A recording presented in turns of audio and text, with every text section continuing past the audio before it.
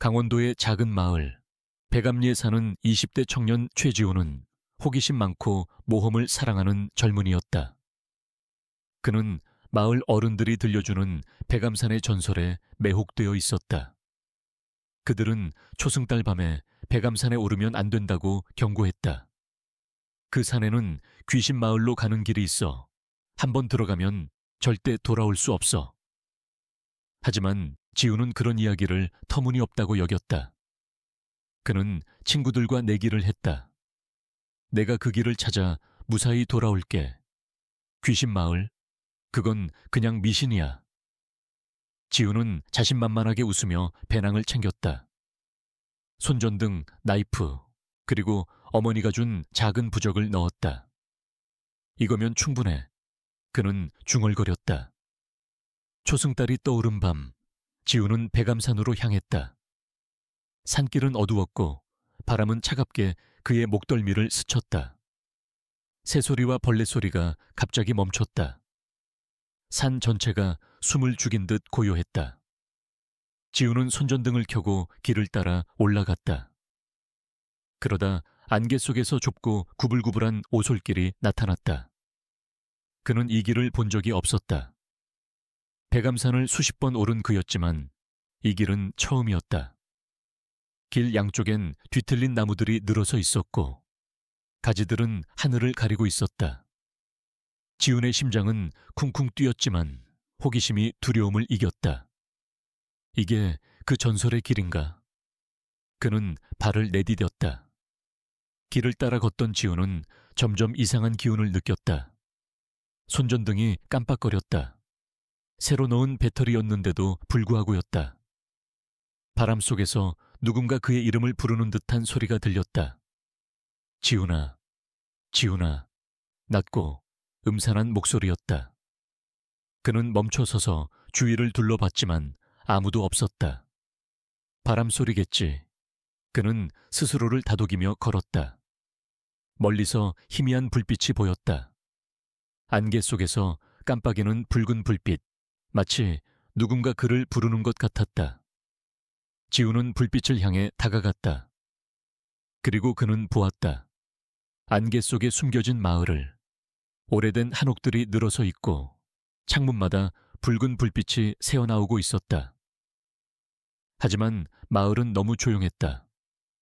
사람의 기척, 연기, 심지어 바람 소리조차 없었다.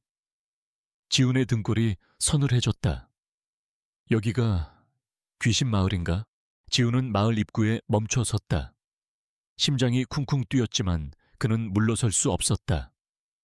여기까지 왔는데 그냥 돌아갈 순 없지. 그는 부적을 만지며 용기를 냈다. 마을로 들어서자 공기는 더 무거워졌다. 발걸음 소리만이 고요를 깼다. 한옥들의 문은 닫혀 있었고 창문에서 새어나오는 붉은 불빛은 심장이 뛰는 것처럼 깜빡였다. 지우는 한 집 앞에 멈춰 섰다. 문틈으로 붉은 빛이 새어나왔다. 그는 손을 뻗어 문을 두드렸다. 누구 계세요? 그의 목소리는 떨렸지만 대답은 없었다.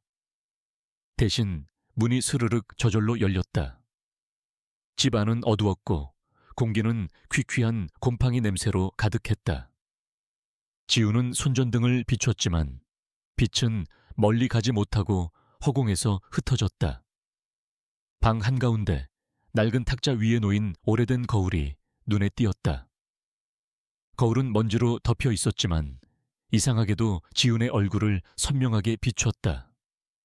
그런데 거울 속 그의 얼굴이 미소를 짓고 있었다. 하지만 지훈은 웃고 있지 않았다. 그는 소스라치게 놀라며 뒤로 물러섰다. 그 순간 거울 속 그의 모습이 손을 뻗어 나왔다. 지훈아, 여기에 남아.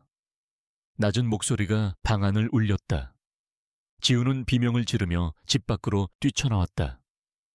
하지만 마을은 더 이상 그가 들어왔던 모습이 아니었다. 길은 뒤틀리고 집들은 살아있는 것처럼 위치를 바꾼 것 같았다. 그는 달렸지만 같은 골목을 맴도는 기분이 들었다. 멀리서 한 여인의 그림자가 보였다. 긴 한복을 입고 머리카락이 얼굴을 덮고 있었다. 그녀는 천천히 지훈을 향해 다가왔다. 도와주세요. 지훈이 외쳤지만 여인은 고개를 들었다. 얼굴이 없었다. 대신 검은 구멍이 입을 벌리고 있었다. 지훈은 다리에 힘이 풀려 주저앉았다. 너는 이미 이곳에 속해. 여인의 목소리는 그의 머릿속에서 울렸다. 갑자기 부적이 따뜻해지며 빛을 냈다. 지훈은 정신을 차리고 부적을 꺼내 들었다. 그 빛은 여인을 물러서게 했고 지훈은 그 틈을 타 달아났다. 하지만 마을은 끝없이 이어지는 미로 같았다. 그는 숨을 헐떡이며 달리다 한 광장에 멈춰 섰다. 광장 한가운데 오래된 우물이 있었다. 우물에서 새어나오는 소리가 들렸다. 지훈아, 내려와. 그는 우물을 들여다보지 않으려 했지만 몸이 저절로 움직였다. 우물 안에는 그의 얼굴이 비쳤지만 눈동자가 하얗게 변하고 입이 귀까지 찢어져 있었다. 지훈은 비명을 지르며 뒤로 넘어졌다. 그리고 모든 것이 어둠으로 뒤덮였다. 지훈은 우물 앞에서 정신을 잃은 채 쓰러졌다. 얼마나 시간이 흘렀는지 모르지만 차가운 돌바닥의 감촉이 그의 뺨을 깨웠다. 그는 벌떡 일어나 주위를 둘러봤다. 그는 광장에 있지 않았다. 낡은 한옥안, 좁고 어두운 방 안에 있었다. 방 안에는 오래된 목재 냄새와 썩은 내음이 떠돌았다. 창문은 없었고 유일한 빛은 부적에서 나오는 희미한 빛뿐이었다. 부적은 따뜻했고 심장 박동처럼 맥동했다. 이게 날 살려준 건가? 지훈은 부적을 꼭 쥐었다. 그가 문으로 다가가자 문틈으로 붉은 빛이 새어나왔다. 이번엔 그 빛이 불길처럼 흔들렸다. 지훈은 문을 열 용기가 나지 않았다. 대신 그는 방 안을 살펴봤다. 벽에는 낡은 종이들이 붙어 있었고 알아볼 수 없는 문양들이 적혀 있었다. 그 문양들은 꿈틀거리는 것 같았다. 지훈은 종이를 만지려 했지만 손가락이 닿는 순간 종이가 타오르며 재로 변했다. 뭐야, 이게... 그는 놀라 뒤로 물러섰다. 그때 방 저편에서 신음소리가 들렸다. 도와줘. 여인의 목소리였다. 지훈은 망설였지만 연민이 그를 움직였다. 소리가 나는 곳으로 다가가자 장롱 뒤에 한 여인이 웅크리고 있었다. 그녀는 지훈을 보자 애원하듯 손을 뻗었다. 제발 날 꺼내줘. 이곳은 저주받았어. 그녀의 얼굴은 창백했고 눈은 공포로 가득했다. 그녀는 윤서연이라고 자신을 소개했다. 그녀는 지훈처럼 초승달 밤에 백암산에 올라왔다가 갇혔다고 했다. 얼마나 오래 있었는지 몰라. 시간이 여기선 멈춘 것 같아. 지훈은 그녀를 믿어야 할지 확신이 없었다. 하지만 그녀의 떨리는 손은 진짜 같았다. 어떻게 빠져나갈 수 있지? 지훈이 물었다. 서연은 떨리는 목소리로 말했다. 우물. 그 우물이 이 마을의 심장이야. 하지만 그 안으로 들어가면 위험해. 그녀는 말을 멈추고 문을 바라봤다. 문틈으로 그림자가 어른거렸다. 그들이 왔어. 서연이 속삭였다. 지훈은 그녀를 장롱 뒤로 숨기고 숨을 죽였다. 문이 벌컥 열리며 얼굴 없는 여인이 나타났다. 그녀 뒤에는 수십 개의 그림자들이 서 있었고 모두 얼굴이 없는 검은 형체였다. 그들은 한 몸처럼 움직였다. 지훈은 부적을 꽉 쥐었다. 부적의 빛이 강해지며 여인을 물러서게 했다. 이건 뭐지? 지훈은 혼잣말로 중얼거렸다. 서연이 속삭였다.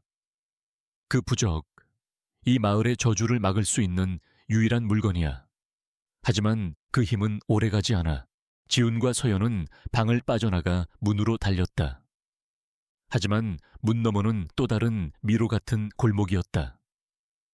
그들은 손을 잡고 달렸지만 그림자들은 점점 가까워졌다. 골목 끝에서 그들은 다시 우물 앞에 도착했다. 우물에서 나오는 소리는 더 강렬해졌다. 최지훈, 윤서연, 이리 와.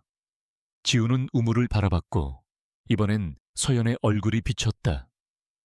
하지만 그녀의 눈은 새하얗게 변했고 입은 기묘하게 일그러져 있었다. 저 아니야. 서연이 울부짖었다. 갑자기 우물에서 검은 손이 튀어나와 지훈의 발목을 잡았다. 그는 비명을 지르며 몸부림쳤지만 손은 점점 더 세게 끌어당겼다. 서연이 그의 팔을 붙잡고 버텼지만 그녀의 힘은 약했다. 놔줘. 지훈이 외쳤다. 부적이 다시 빛을 내며 검은 손을 밀어냈다. 지훈과 서연은 우물에서 멀리 떨어져 쓰러졌다. 그들은 안개 속에서 낡은 사당을 발견했다. 사당은 오래된 나무로 만들어져 있었고 문 위에는 백암신당이라는 글씨가 적혀 있었다. 지훈은 이상한 기시감을 느꼈다. 이곳 마을의 중심인 것 같아. 서연은 고개를 저으며 속삭였다. 들어가면 안 돼. 저주가 시작된 곳이야. 지훈은 단호히 말했다. 우리가 이 마을의 비밀을 알아야 빠져나갈 수 있어. 사당 안으로 들어서자 공기는 더 차갑고 무거워졌다.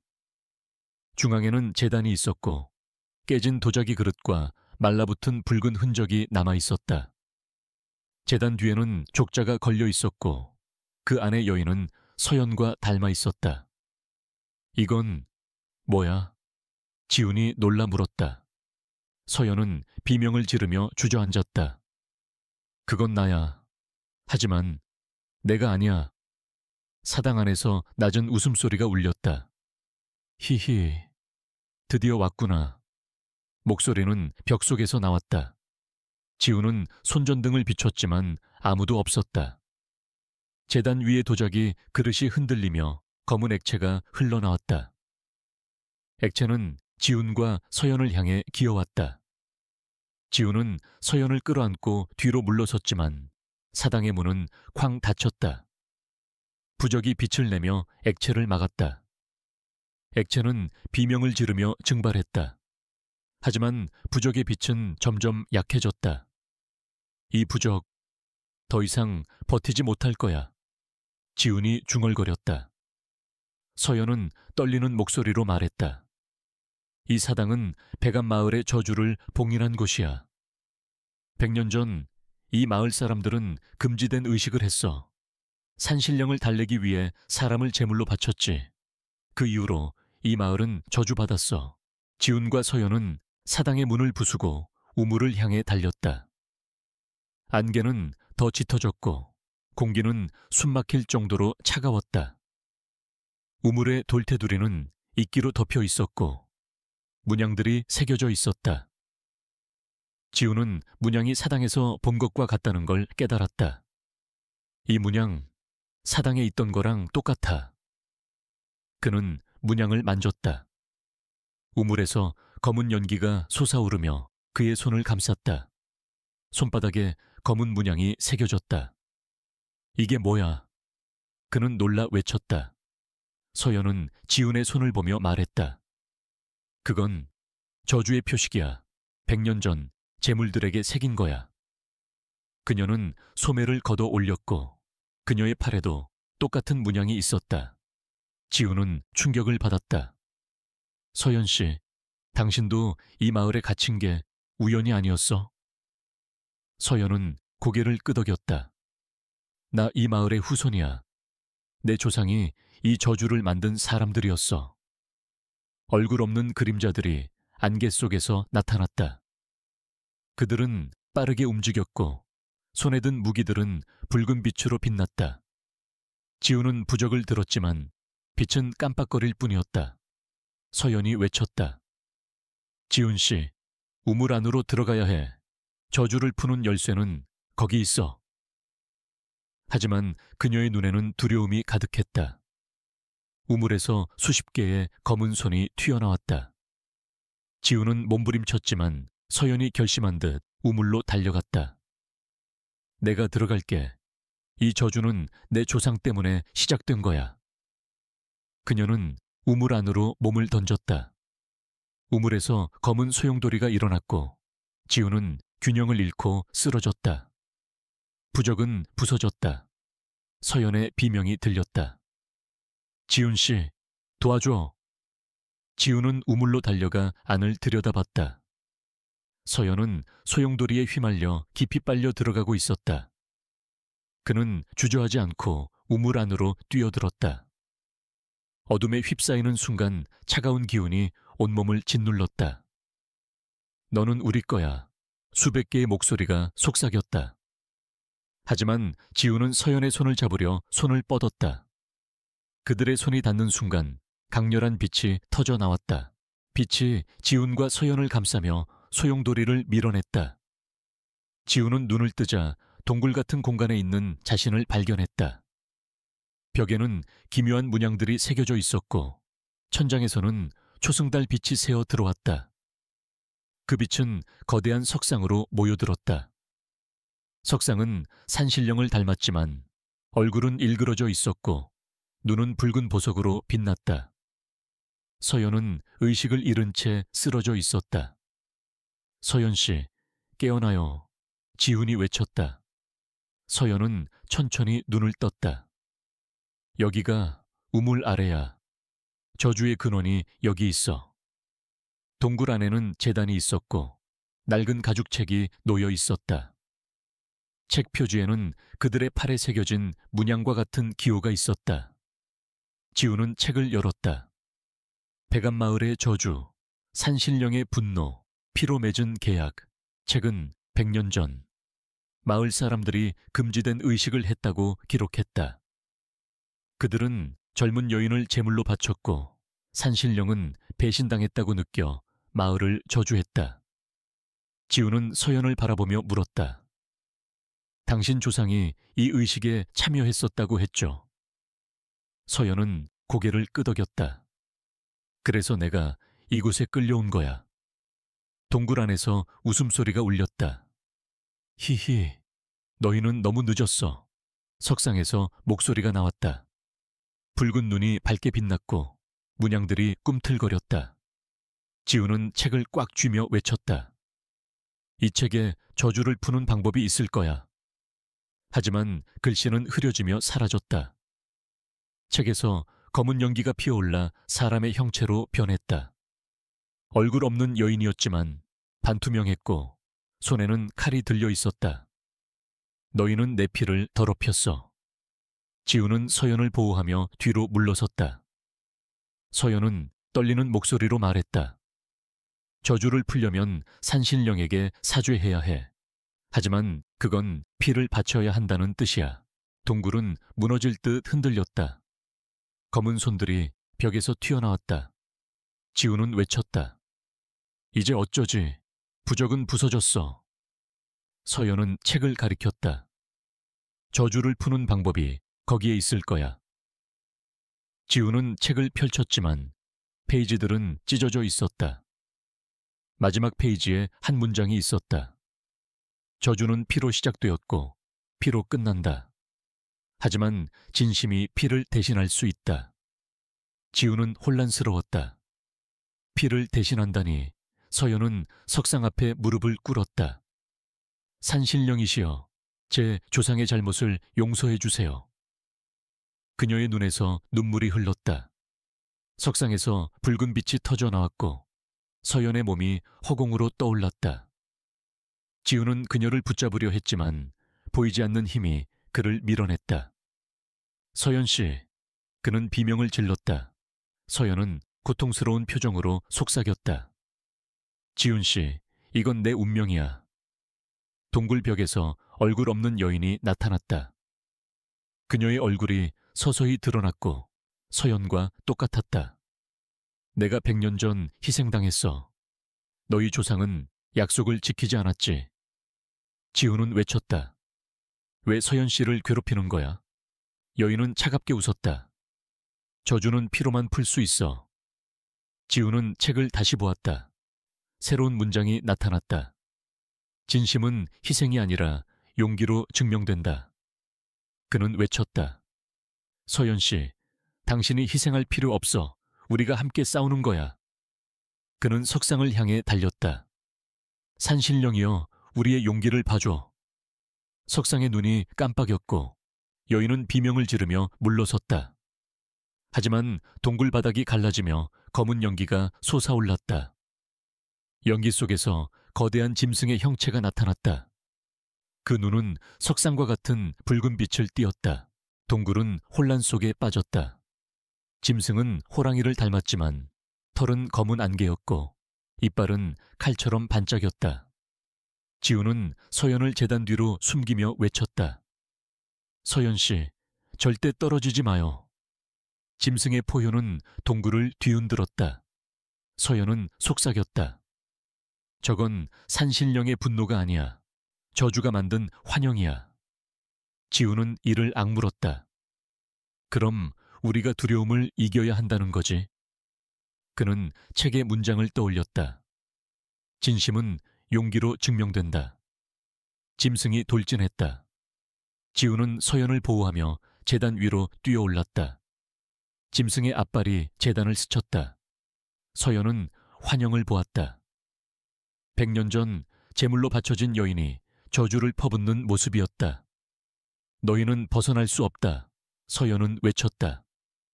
지훈 씨, 이건 우리를 속이려는 거야.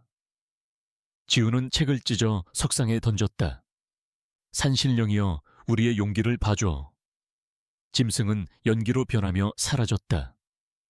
하지만 바닥에서 붉은 빛이 새어나왔다. 제단 아래에 문이 있었다. 문에는 그들의 팔에 새겨진 문양이 있었다.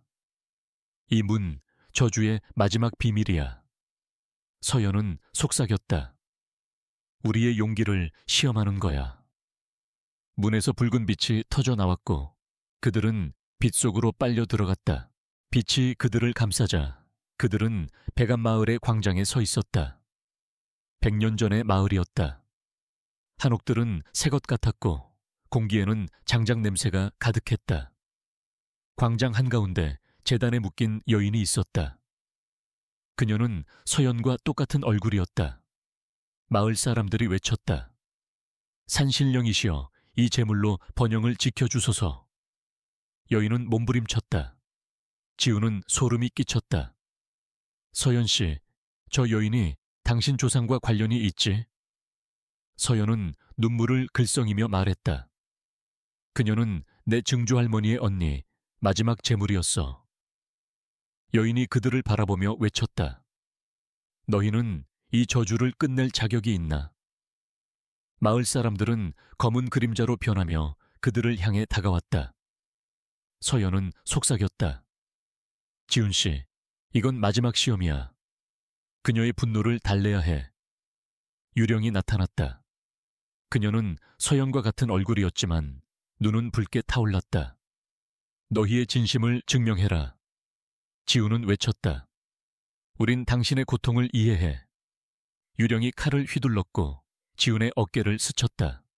서연은 외쳤다. 내 피가 아니라 내 마음으로 끝낼 거야. 서연은 거울 앞에 무릎을 꿇었다. 산신령이시여, 우리의 진심을 받아주세요. 지훈도 무릎을 꿇으며 말했다. 제 오만함 때문에 여기까지 왔지만 이제 알았습니다. 거울에서 부드러운 빛이 흘러나와 그림자들을 녹였다. 유령은 속삭였다. 너희의 마음, 진심이었다. 그녀는 빛으로 변하며 사라졌다. 광장이 무너지기 시작했다. 지우는 서연의 손을 잡고 거울로 달렸다. 자, 가자. 그들은 거울 안으로 뛰어들었다. 모든 것이 하얗게 변했다. 지훈과 서연은 하얀 빛 속에서 정신을 잃었다.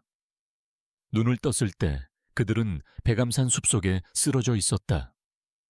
초승달 빛이 나무 사이로 새어 들어왔다. 지훈은 서연을 확인했다.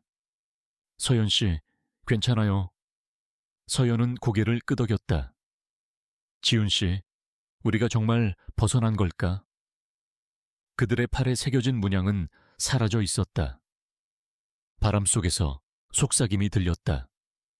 너희는 벗어났지만 잊지 마라. 목소리는 슬픔과 평화가 섞여 있었다. 우린 잊지 않을게요. 서연이 말했다. 그들은 산을 내려갔다. 하지만 길은 낯설었다. 마을 입구에 도착하자 한옥들은 무너져 있었고 사람의 흔적이 없었다. 지우는 혼란스러웠다. 마을이 이렇게 변한 거야? 서연은 말했다. 저주가 풀리면서 이 마을도 사라지고 있는 걸지도 몰라. 마을 입구에서 노인이 나타났다. 나는 백암, 마을의 마지막 수호자다. 너희의 용기가 저주를 끝냈다. 그는 안개 속으로 사라졌다. 지훈과 서연은 백암리로 돌아왔다. 마을 사람들은 그들이 사라졌던 시간을 기억하지 못했다. 그들은 손을 잡고 약속했다. 우린 이 이야기를 잊지 않을 거야. 지훈과 서연은 백암리로 돌아왔지만 그들의 마음은 여전히 백암산에 머물렀다. 지훈의 친구들은 그가 내기를 이겼다고 웃었지만 그는 더 이상 웃을 수 없었다. 서연은 자신의 조상이 저지른 잘못을 잊지 않겠다고 다짐했다. 그들은 느티나무 아래에서 이야기를 나눴다. 우리가 정말 저주를 풀었을까? 서연이 물었다. 지훈은 미소 지었다. 우린 풀었어. 서로를 믿었기 때문에 살아남았어. 그는 하늘을 보며 말했다. 그 마을의 영혼들, 그들의 고통을 기억할게. 서연은 고개를 끄덕였다. 내 조상의 잘못, 평생 기억할게. 지훈은 더 이상 무모한 호기심을 쫓지 않았다. 그는 마을 젊은이들에게 백암산의 전설을 이야기하며 경고했다. 서연은 마을의 역사를 연구하며 책을 썼다. 그녀의 책은 도서관에 보관되었다. 그들은 서로의 우정을 소중히 여기며 새로운 삶을 시작했다. 지훈과 서연은 각자의 삶으로 돌아갔다. 지훈은 백암산의 이야기를 전하며 사람들에게 경고했다. 그 산에는 잊혀진 고통이 있어. 서연은 책을 통해 백암마을의 비극을 알렸다. 이 이야기에서 배울 교훈은 무엇일까? 첫째, 오만함은 위험을 부른다. 지훈은 전설을 터무니없다고 여겼지만 그의 호기심은 그를 파멸 직전으로 몰았다. 한국의 전통과 역사에는 깊은 의미가 있다. 이를 무시하면 예상치 못한 결과를 맞는다. 둘째, 진심과 용기는 어떤 공포도 이길 수 있다. 지훈과 서연은 서로를 믿으며 두려움을 이겼다. 2023년 한국 조사에 따르면 70% 이상의 사람들이 어려움에서 지지가 성공의 열쇠라고 답했다. 서로를 믿는다면 어떤 시련도 극복할 수 있다. 마지막으로 과거의 잘못을 직시해야 한다. 서연은 조상의 죄를 인정하고 사죄했다. 한국 사회에서도 과거의 비극을 기억하는 것은 화합을 가져온다. 예를 들어 세월호 참사 이후 많은 이들이 희생자를 기리며 책임을 다짐했다. 이 이야기는 단순한 공포 이야기가 아니다. 우리의 선택과 진심이 변화를 만든다. 여러분은 어떤 교훈을 얻었나요? 다음에 또 무서운 이야기로 찾아올게요.